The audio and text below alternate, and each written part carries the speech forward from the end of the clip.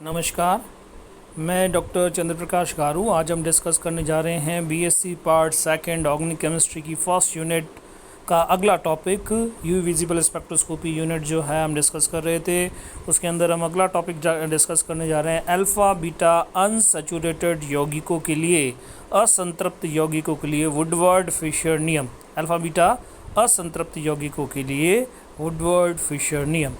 तो इसमें भी जैसे कि वुडवर्ड फिशर ने पॉलीन के लिए लैम्ब्डा मैक्स कैलकुलेशन के लिए जो सैद्धांतिक मान दिए, वैसे ही सैद्धांतिक मान जो है वो अल्फ़ा बीटा अनसैचुरेटेड यौगिकों के लिए भी दिए। इसके अंदर कुछ सैद्धांतिक वैल्यूज़ जो है वो मैं यहाँ पे डिस्कस कर रहा हूँ। इसकी एक टेबल बुक के अंदर दे रखी है, आप उसको भी रेफ़र कर सकते हैं। यहाँ पे अल्फ़ा बीटा अनसैचुरेटेड कीटोन, असंतृप्त कीटोन के लिए 215 का मूल मान दिया जाता है। इसी तरह से open ring 6 membered open ring के लिए भी 215 का मूल मान या बेस वैल्यू दिया जाता है।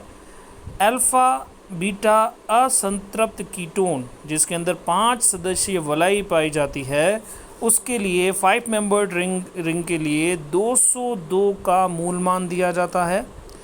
इंक्रीमेंट वृद्धि जो है वो किस तरह से दी जाती है वो भी यहाँ पे दर्शाया गया है। जैसे कि होमो एन्युलर समवलयी सिस्टम यदि प्रेजेंट है, उस कंडीशन के अंदर 39 का इंक्रीमेंट मिलता है। एक्सोसाइक्लिक डबल बॉन्ड के लिए 5 का इंक्रीमेंट मिलता है। एक्सटेंशन ऑफ कॉन्जुगेशन 30 का इंक्रीमेंट मिलता है। यहाँ पे एल्किल प्रतिस्थापी या वलय अवशेष जो है उनके लिए पोजीशन पे डिपेंड करेगा कि कार्बोनाइल कार्बन से हमारा जो रिंग रेजिड्यू या अल्काइल प्रतिस्थापी किस कॉन्जुगेटेड कार्बन से जुड़ा हुआ है, उस पोजीशन के अकॉर्डिंग यहाँ पे मूल मान के साथ में इंक्रीमेंट को जोड़ा जाता है। तो इसमें जैसे अल्फ़ा पोजीशन यदि है तो 10, बीटा पोजीशन यदि है तो 12, गामा या हायर है तो उस कंडीशन के अंदर 18 का इंक्रीमेंट दिया जाता है। तो इस तरह से इन मूल मानों की सहायता से हम अल्फ़ा बीटा अनसैचुरेटेड सिस्टम के अंदर भी लैम्ब्डा मैक्स की गणना कर सकते हैं। तो यहाँ पे अगेन एक्सटेंशन ऑफ कॉन्जुगेशन, संयुग्मन का विस्तार यदि हो रहा है तो उस कंडीशन के अंदर 30 का इंक्रीमेंट दिया जाता है, जो कि हम पहले भी डिस्कस कर चुके हैं। क्रोमोफोर यहाँ पे कई सारे क्रोमोफोर के लिए इंपॉर्टेंट वैल्यूज़ जो है वो असाइन कर रखी है सैद्धांतिक लैम्ब्डा मैक्स की गणना करने के लिए। जैसे हाइड्रोक्सिल समूह अल्फ़ा पोजीशन पे है तो 35 का इंक्रीमेंट मिलता है, बीटा पोजीशन पे यदि है तो 30 का इंक्रीमेंट मिलता है, गामा पे कोई इंक्रीमेंट नहीं दिया जाता और डेल्टा के ऊपर 50 का इंक्रीमेंट यहाँ पे मिलता है। गामा या हायर पोजीशन के ऊपर 50 का इंक्रीमेंट मिलेगा यदि हाइड्रोक्सिल ग्रुप जो है कॉन्जुगेटेड सिस्टम के साथ में अटैच्ड हो। फिर एसिटाइल ग्रुप यदि प्रेजेंट है तो उस कंडीशन के अंदर अल्फ़ा पोजीशन पे 6 का इंक्रीमेंट, बीटा पोजीशन पे, गामा पोजीशन पे तथा डेल्टा और हायर पोजीशन पे भी 6 का इंक्रीमेंट दिया जाता है। क्लोरो समूह यदि प्रेजेंट है तो उस कंडीशन के अंदर अल्फ़ा पोजीशन पे 15 का इंक्रीमेंट, बीटा पोजीशन के ऊपर 12 का इंक्रीमेंट प्राप्त होता है। ब्रोमो ग्रुप के लिए अल्फ़ा पे 15, क्लोरो ग्रुप के लिए अल्फ़ा पे 15 12 का है और ब्रोमो ग्रुप के लिए अल्फ़ा पोजीशन के ऊपर 25 का और बीटा पोजीशन पे 35 का इंक्रीमेंट यहाँ पे दर्शाया गया है। अल्कोक्सी ग्रुप यदि प्रेजेंट है तो उस कंडीशन के अंदर अल्फ़ा पोजीशन पे 35, बीटा पोजीशन पे 30, गामा पोजीशन पे 17 और डेल्टा पर 31 का इंक्रीमेंट दिया जाता है। थायोअल्कोक्सी ग्रुप, इसके लिए अल्फ़ा पे कोई मान असाइन नहीं है, बीटा पोजीशन के ऊपर 85 का इंक्रीमेंट दिया जाता है, गामा और डेल्टा और हायर पोजीशन के ऊपर कोई मान यहाँ पे असाइन नहीं है। सेकेंडरी अमीनो ग्रुप यदि प्रेजेंट है उस कंडीशन के अंदर आप देखते हैं कि अल्फ़ा पोजीशन के ऊपर कोई मान असाइन नहीं है, बीटा पोजीशन पे एक बड़ा इंक्रीमेंट 95 का इंक्रीमेंट यहाँ पे आपको देखने को मिल रहा है।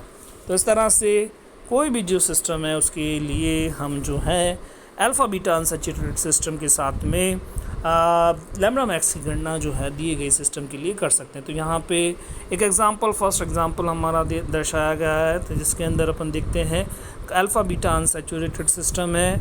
यहाँ पे अल्फ़ा पोजीशन पे हाइड्रोक्सिल ग्रुप प्रेजेंट है, बीटा पोजीशन के ऊपर मिथाइल ग्रुप जो है वो अटैच्ड है। तो इस तरह से सबसे पहले ये 6 मेंबर्ड साइक्लिक रिंग है, कीटोनिक समूह यहाँ पे प्रेजेंट है। तो यहाँ पे मूल मान जो है वो 215 का दिया हुआ है। बीटा पोजीशन पे अल्काइल प्रतिस्थापी प्रेजेंट है। तो बीटा अल्काइल ग्रुप यदि प्रेजेंट होता है, बीटा पोजीशन के ऊपर रिंग रेजिड्यू प्रेजेंट है। रिंग रेजिड्यू जैसे कि हमने पहले भी परिभाषित किया गया है, वो रिंग का वो कार्बन कार्बन सिंगल बॉन्ड जो कॉन्जुगेटेड कार्बन के साथ अटैच्ड होता है उसे हम रिंग रेजिड्यू या वलय अवशेष कहते हैं। तो यहाँ पे एक वलय अवशेष जहाँ पर अल्काइल प्रतिस्थापी भी जुड़ा हुआ है उसी के साथ में एक रिंग रेजिड्यू अटैच्ड है। तो ये जो रिंग रेजिड्यू है इसको यहाँ पे हम 12 का इंक्रीमेंट रिंग रेजिड्यू को दिया जाता है। अब आगे यदि हम बात करें कि प्रतिस्थापी या ऑक्सोक्रोम कौन कौन से, तो यहाँ पे हाइड्रोक्सी ग्रुप जो है ऑक्सोक्रोम के रूप में प्रेजेंट है, और वो अल्फ़ा कार्बन के साथ जब हाइड्रोक्सिल ग्रुप प्रेजेंट होता है तो 35 का इंक्रीमेंट दिया जाता है। तो अल्फ़ा हाइड्रोक्सिल ग्रुप का 35 का आपको इंक्रीमेंट देना है। मिथाइल ग्रुप बीटा कार्बन के साथ ही रिंग रेजिड्यू भी अटैच्ड है और अल्काइल ग्रुप भी अटैच्ड है, तो रिंग रेजिड्यू का भी 12 का इंक्रीमेंट होगा, अल्काइल ग्रुप का भी 12 का इंक्रीमेंट यहाँ पे होगा। तो इस तरह से टोटल आपका 274 लैम्ब्डा मैक्स की वैल्यू, 274 नैनोमीटर लैम्ब्डा मैक्स की वैल्यू आपको प्राप्त हो जाएगी। तो ये जो फर्स्ट एग्जांपल है वो 6 membered ketonic alpha beta unsaturated system है, उसके लिए 274 लैम्ब्डा मैक्स की वैल्यू हमें प्राप्त हो रही है। अगला सिस्टम जो हमारा यहाँ पे सेकंड नंबर एग्जांपल के रूप में दिया है, तो अगेन यहाँ पर 6 मेंबर्ड कीटोनिक सिस्टम है। इस कारण से 215 का मूल मान बेस वैल्यू दी जाएगी। अगेन यहाँ पे अल्फ़ा के साथ में एक रिंग रेजिड्यू अटैच्ड है, तो अल्फ़ा पोजीशन पे एक रिंग रेजिड्यू होने के कारण यहाँ पे 12 अल्फ़ा रिंग रेजिड्यू के कारण यहाँ पे 10 का इंक्रीमेंट मिलेगा। फिर बीटा पे कोई रिंग रेजिड्यू नहीं है, गामा पे कोई रिंग रेजिड्यू नहीं है, डेल्टा के ऊपर एक और रिंग रेजिड्यू है। डेल्टा या हायर रिंग रेजिड्यू के लिए आपको पता है कि 18 का इंक्रीमेंट दिया जाता है, तो यहाँ पे 18 का इंक्रीमेंट आपको दिखाई दे रहा है। यहाँ पे होमो एन्युलर सिस्टम प्रेजेंट है। होमो एन्युलर सिस्टम जैसे कि पहले ही डिफाइन कर चुके हैं, conjugation of polyene within a ring, दो डबल बॉन्ड एक ही रिंग के अंदर जो कॉन्जुगेटेड होंगे तो वहाँ पर होमो एन्युलर सिस्टम वो कहलाता है। उसके लिए 39 का इंक्रीमेंट यहाँ पे जब अल्फ़ा बीटा अनसैचुरेटेड सिस्टम होता है तो उसमें एक्स्ट्रा जोड़ दिया जाता है। Extension of conjugation, extended conjugation या एक्सटेंशन ऑफ कॉन्जुगेशन जो है उसका 30 का, अल्फ़ा बीटा अनसैचुरेटेड सिस्टम के साथ ही साथ यहाँ पे एक और डबल बॉन्ड प्रेजेंट है, इस कारण से 30 का इंक्रीमेंट आप यहाँ पे दे देंगे। Exocyclic double bond, there are 2 rings, एक कीटोनिक कार्बन वाली रिंग है और दूसरा जिसके अंदर कीटोनिक ग्रुप अटैच्ड नहीं है। तो कीटोनिक ग्रुप वाली जो रिंग है उसका जो दूसरी रिंग है उसके अंदर एक डबल बॉन्ड है जो कि कीटोनिक के लिए एक्सोसाइक्लिक डबल बॉन्ड हो गया।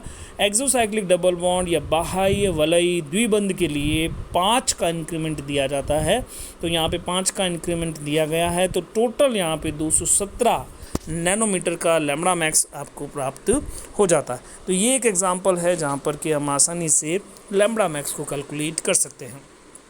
नेक्स्ट हमारा जो सिस्टम है वो सिस्टम है एक 5 मेंबर्ड रिंग के अंदर alpha beta unsaturated system present है। पॉलीन नहीं कंसीडर करेंगे, हमें इसको अल्फ़ा बीटा अनसैचुरेटेड सिस्टम यहाँ पे कंसीडर किया जाएगा। और इसके लिए भी यदि हम देखें तो एक्सटेंशन ऑफ कॉन्जुगेशन आपको देखने को मिल रहा है।